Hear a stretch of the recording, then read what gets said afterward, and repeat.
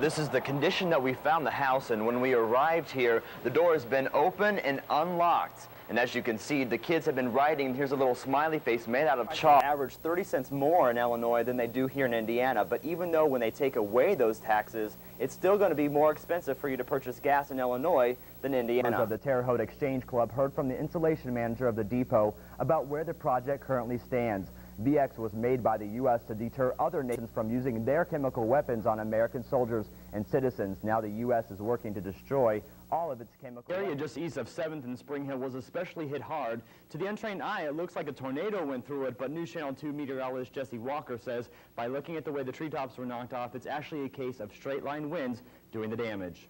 And now she claims to have several details on the disappearance of Jill Bierman. Tonight on News Channel 2 Evening Edition. Hello, I'm Andrew Wyman. We went with health inspectors into a local grocery store in Terre Haute, find out what they found inside and what you should be looking for. Here at the corporate office in Evansville, the Old National Bank. We tried to speak to someone today, but they refused an on-air interview.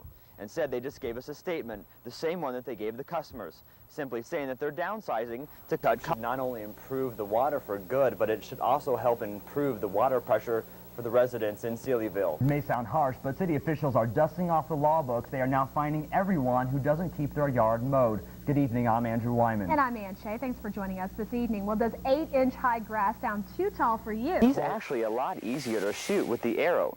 What the object of the game is, to shoot him right there. You get 10 points. If you shoot him in this ring right outside, you get 8 points, and anywhere else on the body, you get 5 points. The person with the highest score wins. 29 homes. This is the groundbreaking for the 32nd one. The 29 homes house 45 parents and 75 children. I love this picture of her when she was small.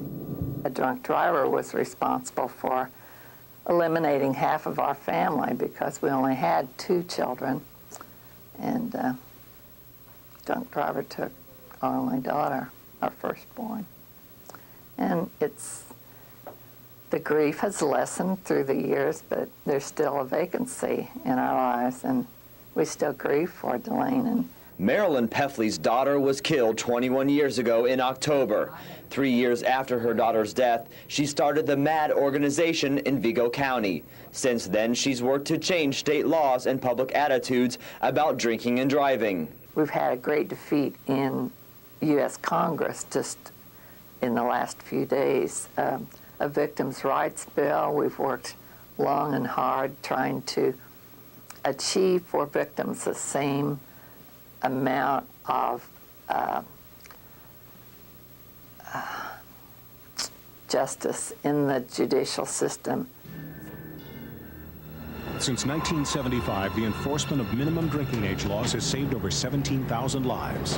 2.6 million teenagers don't know a person can die from alcohol overdose. Underage drinkers are 50 times more likely to use cocaine than those who don't drink alcohol. We've all seen the public service announcements on TV warning us on the dangers of drinking and driving. Those PSAs carry the message Maryland is trying to get across in Vigo County and the surrounding areas. In 1999, Indiana was one of the few states in the country where the number of drunk driving deaths was up over the previous year. Even with all of her attempts, the number of deaths still increase. Marilyn says her job will never be done.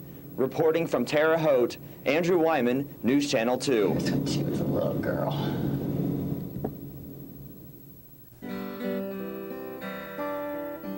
I think a lot of people have to change their ways. Like myself, I was a coal miner. Now I do music and signs. So you have to change your routine. Changing routines is like changing chords for Fred Markle, a former employee of the Peabody coal mine. I've been laid off 16 times since '78, and I started a business of my own back then, and have kept it going through the times that I was laid off and the times that I was working.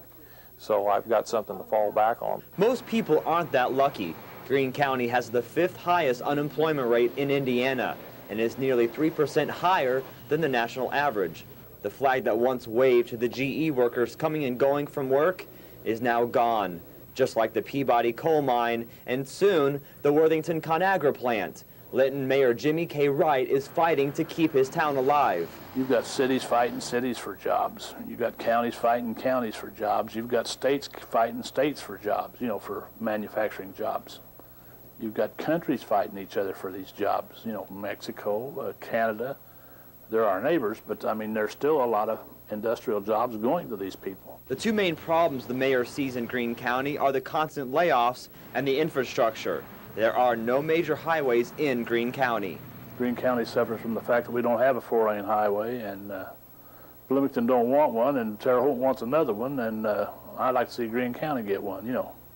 Let's divide this pie up a little bit. Can keep the music alive.